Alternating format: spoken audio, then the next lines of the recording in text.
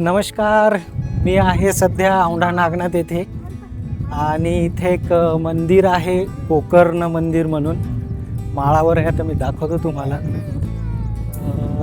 आज आषाढी एकादशी आहे तर खूप गर्दी असते तिथं.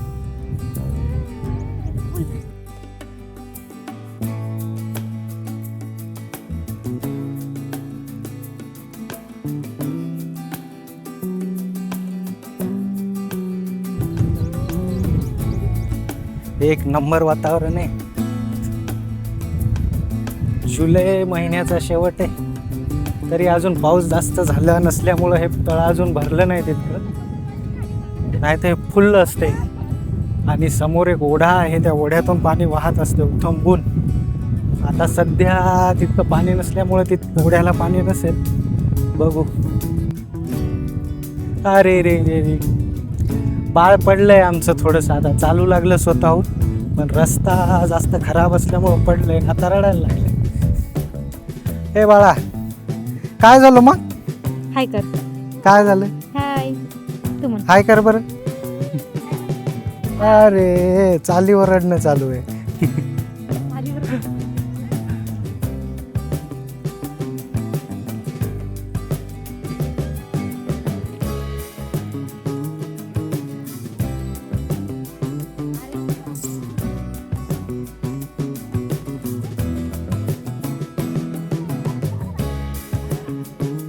हे दरवेळेस भरलेलं असते. आता यावेळेस पाऊस कमी असल्यामुळं काही पाणी वाहत नाही. ये ये,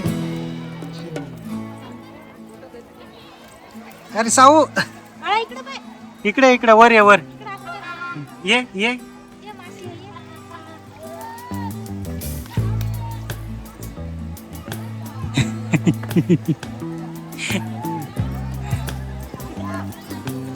बस बस बस.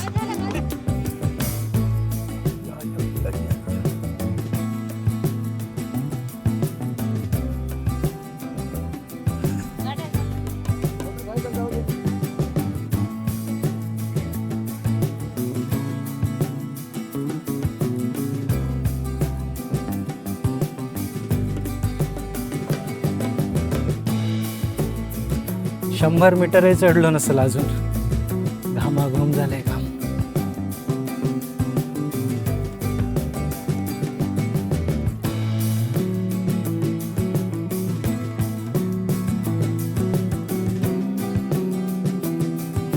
चल साऊ.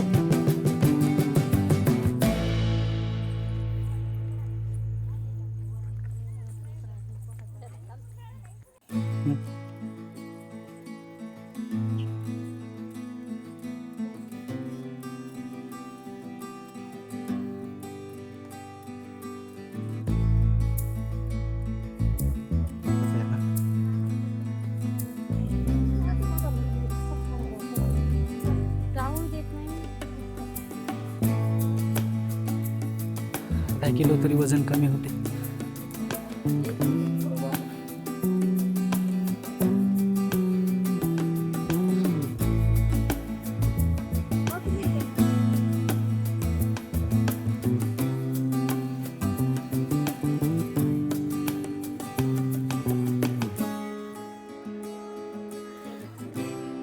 येत लोक इकडून येत आहेत.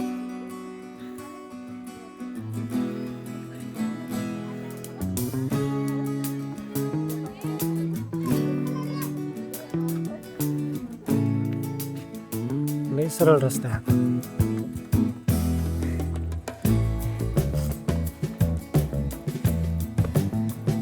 आणखी पाव किलो.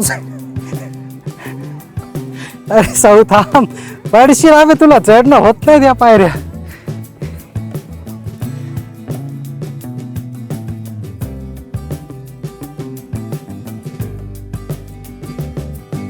फायनली पायऱ्याचा टप्पा संपलाय.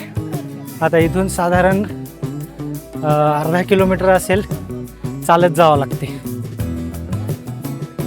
हे समोर दिसते ते उद्यान आहे औंढा नागनाथ येथे. हे बोटिंग पॉइंट आहे. आज काहीच गर्दी नाही आहे, कोणीही दिसत नाही आहे. बोटिंग पॉइंट पण बंद दिसतोय. हे सगळे लोक इकडे आलेत फिरायला.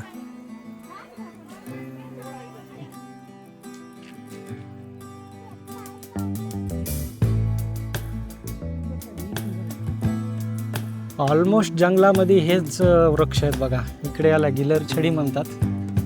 वेगवेगळ्या भागात वेगवेगळे नाव आहेत याला. हे भारतीय प्रजाती नाही वनस्पतीची, हे प्लांटेशन करून लावलेली वनस्पती आहे. याचा खरं तर सावली सोडता आणि हिरवं दिसण्या सोडता विशेष काही उपयोग नाही. जे मुळात भारतीय झाडं होते त्याचं प्रमाण खूप कमी झालं. सगळीकडे नजर टाकली तेच झाडं दिसतात. हे अपवाद सागवान आहे एक माझा.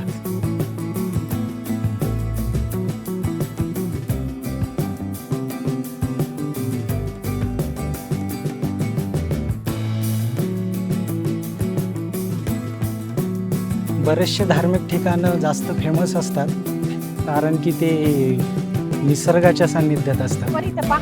आपण जर निरीक्षण केलं तर लक्षात येईल की नदी किनारी असणारे, नदी संगम स्थळावर, अशा उंच डोंगरावर जे धार्मिक ठिकाणं असतात ते जास्त फेमस होतात.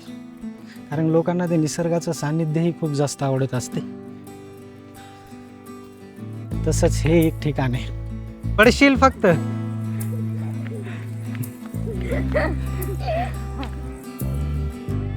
मनानं चालायचं बाळा. दगड बघितले का किती आहेत? मनानं नाही जमत रे. जंगल बघा कसं आहे. पलीकडून एक रस्ता आहे, ते माणसं दिसत आहेत. पण तिकडे पाईपलाईन केल्यामुळं काही माणसं तिकडून जात आहेत, काही माणसं आम्ही ज्या रस्त्याने आलो त्या रस्त्याने येत आहेत. साधारण अर्धा किलोमीटर अंतर आहे म्हटलं होतं मी, पण साप चुकीचं आहे. ते जवळपास अर्धा तासपेक्षा जास्त झाला आम्ही कंटिन्यू चालतोय, अजून पोहोचलो नाही. म्हणजे 2-1 किलोमीटर तरी तिथून अंतर असेल. ठीक आहे वंदना. घ्यायचं नाही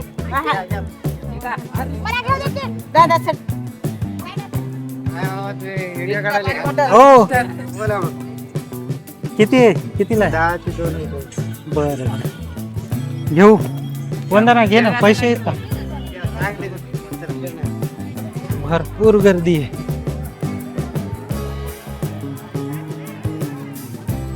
हे देवस्थान.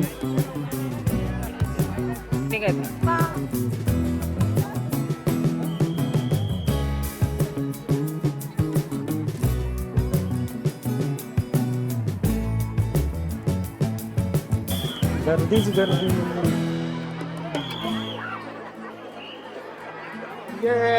चालो इथूनच वापस आहे.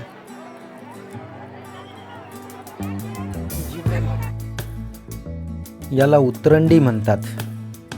मनातल्या इच्छा पूर्ण व्हाव्यात म्हणून बऱ्याच महिला ह्या उतरंडी रचतात. प्रचंड क्राऊड आहे.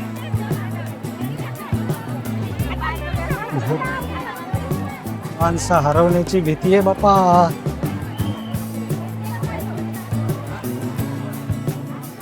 हे घ्यायचं का? बघू.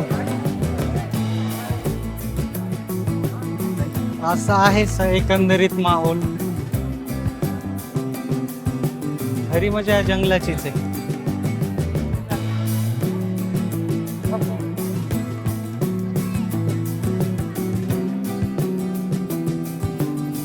उन्हात बसलोय. सगळ्या झाडाखाली जागा बुक आहे. शिरवाळी येईल वाटलं होतं, बसताना होतं पण थोडंफार. आता कडक ऊन तपलंय. या गड्याला काही घेणं देणं नाही. ऊन असो शिरवाळा असो, बिमार पडला की फक्त घेऊन जा दवाखान्यात. लहानपणी आम्ही पण अशा खूप पुंग्या वाजवायचो. आता मोठं झाल्यावर कळतं की आम्ही किती चुकीचं वागत होतो.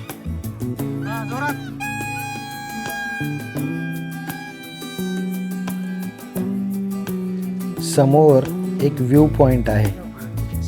तिथून डोंगरांचा खूप सुंदर नजारा दिसतो. बघूया तू.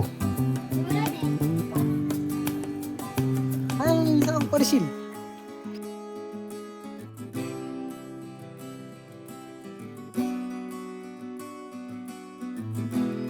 खाली वन विभागाचं एक वन उद्यान आहे.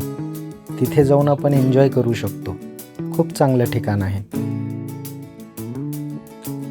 हे छोटे छोटे पावलं घराच्या दिशेने वापस निघालेत. व्हिडिओ पूर्ण पाहिल्याबद्दल मनपूर्वक आभार.